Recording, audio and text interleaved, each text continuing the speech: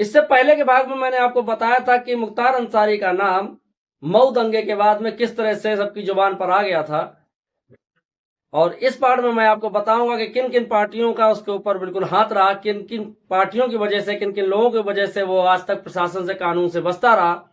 Channel पर बराबर बने रहें और चैनल को लाइक से सब्सक्राइब जरूर करें। वीडियो अंत तक देखें, पूरी जानकारी देने की कोशिश करूंगा। नमस्कार दोस्तों, मैं हूं आशीष कुमार वाजपेयी। आज फिर पुनः लेकर आया हूं मुख्तार अंसारी पार्ट 2। करीब 18 साल पहले हुई घटना से पूरा पूर्वांचल सुलग गया था, जबकि मुख्तार के खिलाफ पहला केस गाजीपुर में 1998 में रजिस्टर्ड हुआ था। यूपी के बावली विधायक मुख्तार अंसारी को पूर्वांचल का अपराध जगत का पर्याय माना जाता था। मुख्तार अंसारी ने अपने विरोधियों को दमन करने के लिए सभी प्रकार के हथकंडे अपनाए थे। मुख्तार अंसारी अपने विरोधियों को एक संदेश देना चाहता था कि पूर्वांचल में मुख्तार अंसारी के बगैर कुछ भी काम नहीं किया जा सकता है। मुख्तार अंसारी का हनक का आलम यह था कि उत्तर प्रदेश में बनने वाली जो सरकारें थी वो भी उसका कुछ नहीं बिगाड़ पाती थी, और पूरी तरीके से बाम हस्त मुख्तार अंसारी पर रहता था, जिसमें सबसे अधिक अगर किसी ने उसको पाला पोसा तो वो सपा सरकार और बसपा सरकार थी। सपा सरकार के मुखिया स्वर्गीय मुलायम सिंह यादव जी का मुख्तार अंसारी पर विशेष लगाव था, जबकि अखिलेश यादव ने अपनी छवि को साफ करने के लिए बाहुबलियों और माफियाओं का साथ छोड़ दिया था। लेकिन मुलायम सिंह यादव मुख्तार अंसारी पर मेहरबान रहते थे। ठीक उसी तरीके से बसपा सुप्रीमो मायावती मुख्तार अंसारी पर मेहरबान रहती थी। मुख्तार अंसारी को कई छोटी मोटी राजनीतिक पार्टियों का भी पूरा समर्थन मिलता था, जिसकी वजह से मुख्तार अंसारी पूरे पूर्वांचल में अपना एक छत्र राज चलाता था। मुख्तार अंसारी 1996 से मऊ का विधायक था, जिस पर सपा सरकार का पूरा हाथ था। कभी वो बसपा सरकार में आकर विधायक बना तो कभी निर्दलीय चुनाव लड़कर वो विधायक बना, लेकिन 1996 से मऊ विधानसभा सीट पर मुख्तार अंसारी का ही कब्जा था और एक छत्र राज था। जब 29 नवंबर 2005 को मुख्तार अंसारी ने कृष्णानंद राय पर हमला करवाया था तो उस समय उसका साथ मुन्ना बजरंगी और कई साथियों ने दिया था। मुख्तार अंसारी अपने विरोधियों को यह सबक सिखाना चाहता था कि अगर पूर्वांचल में कोई बाहुबली है तो वो मुख्तार अंसारी है। विधायक कृष्णानंद राय की हत्या के लिए मुख्तार अंसारी ने एलएमजी का भी प्रयोग किया था, ये उस पर आरोप लगे थे। कृष्णानंद राय की हत्या करने के बाद मुख्तार अंसारी ने D5 नाम से गैंग बनाया, जिस गैंग के सदस्य मुख्तार अंसारी, मुन्ना बजरंगी, राकेश पांडे, अंगद राय और गोरा राय, इन 5 लोगों के साथ मिलकर मुख्तार अंसारी ने एक बहुत ही खतरनाक गैंग बनाया, जिसका नाम उन्होंने D5 गैंग रखा।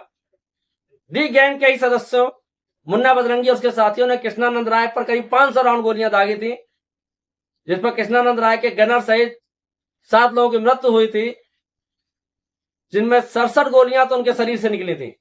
कृष्णानंद राय और मुख्तार अंसारी के बीच में दुश्मनी की सबसे बड़ी वजह यह भी थी कि सन 2002 में यूपी की सरकार नहीं रही तो मोहम्मदाबाद से, जहां उसका भाई, बड़ा भाई अफजल अंसारी बराबर विधायक निर्वाचित होकर आ रहा था, वहां पर कृष्णानंद राय ने अपनी जीत सुनिश्चित करा दी थी, जिस वजह से मुख्तार अंसारी और कृष्णानंद राय में दुश्मनी बढ़ गई थी, जो कि 2005 में कृष्णानंद राय की हत्या करने के बाद में ही ठंडी हुई।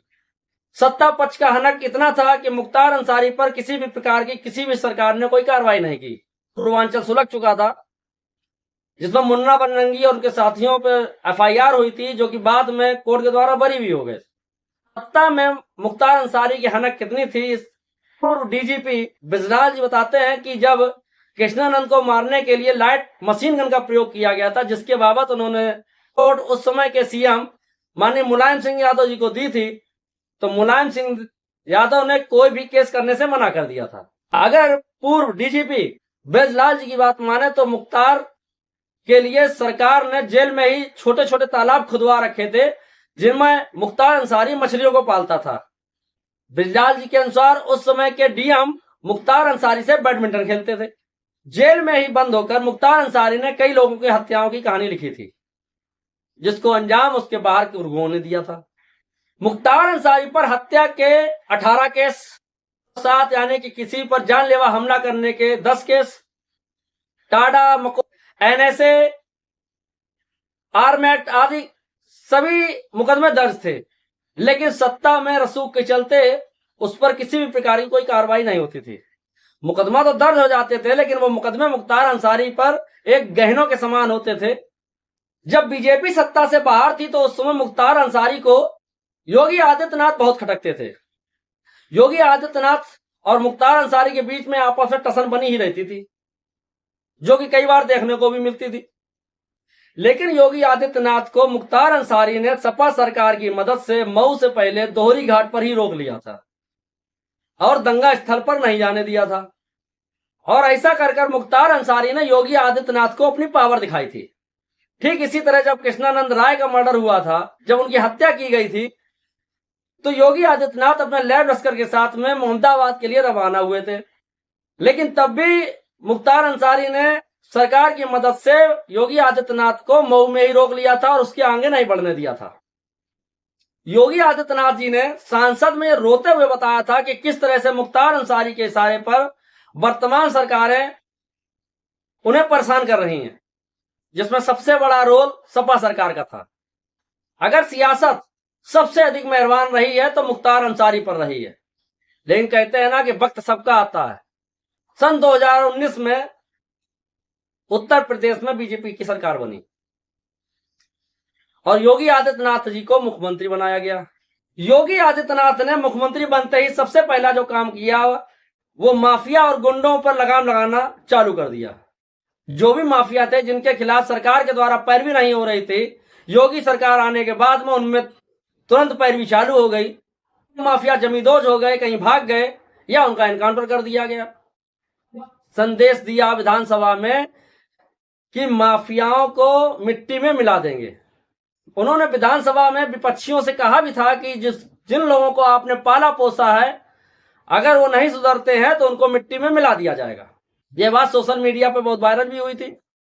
अब योगी सरकार के सत्ता में आने के बाद में सभी मुकदमों की चार्जशीट खुलने लगी, जिसमें कृष्णानंद राय का भी मुकदमा था, जो अन्य मुकदमे भी थे, सभी में चार्जशीटें खुल गई, पैरवी तेजी से की जाने लगी। कुछ मुकदमों में वारंट इशू हो गए। जब मुख्तार अंसारी को लगा कि अब योगी सरकार उनके पीछे हाथ धोकर पड़ चुकी है और उसको यह भी महसूस हुआ कि जो बड़े बड़े माफिया जमींदोज कर दिए गए, तो हो सकता है उसका भी नंबर हो। उस समय के पंजाब के सीएम कैप्टन अमरिंदर सिंह से मुख्तार अंसारी की दोस्ती राइफल क्लब के द्वारा हुई थी, जिसका फायदा उठाते हुए मुख्तार अंसारी ने पंजाब में जाकर सरेंडर कर दिया तथा जेल में पूरी राजशाही सुविधा का आनंद लेने लगे। इधर योगी सरकार की पैरवी होने के कारण मुकदमों में जो पैरवी की जा रही थी, उसके कारण उन पर वारंट जारी हो चुके थे, लेकिन पंजाब सरकार उनको यूपी में नहीं भेज रही थी, जिसके लिए योगी सरकार को सुप्रीम कोर्ट की मदद भी लेनी पड़ी और सुप्रीम कोर्ट के आदेश पर ही पंजाब सरकार ने मुख्तार अंसारी को यूपी में भेजा। अब मुख्तार अंसारी पर सभी चार्जशीटें खुल चुकी थी। कुछ मामलों में उन्हें गिरफ्तार कर लिया गया, गिरफ्तार कर जेल भेज दिया गया। जेल भेजने के बाद में उनके द्वारा कमाई गई जो बेनामी संपत्तियां थीं, उन पर बुलडोजर चला दिया गया, संपत्तियों को नष्ट कर दिया गया। जो मुख्तार अंसारी का सहयोग करने वाले उसके गुर्गे थे, या तो उन्होंने अपने आप को सरेंडर कर दिया या उनका एनकाउंटर करा दिया गया। मुख्तार अंसारी पर इतने मुकदमे थे कि उसको अदालत से जमानत मिलना मुश्किल हो गया। धीरे धीरे मुख्तार अंसारी को यह भय सताने लगा था कि अब उसकी भी मृत्यु बहुत नजदीक है। जेल में बंद होने पर मुख्तार अंसारी कई बीमारियों का शिकार हो गया। धीरे धीरे उसका शरीर कमजोर पड़ने लगा। अंततः 29 मार्च 2024 को मुख्तार अंसारी की मृत्यु हो गई, जिसको डॉक्टरों के अनुसार हृदय गति रुकने के कारण मृत्यु हुई है। उसके जुर्म की बादशाहत जो थी उसको समाप्त कर दी गई। इस प्रकार एक बाहुबली और एक छत्रराज करने वाले मऊ के विधायक मुख्तार अंसारी का अंत हो गया।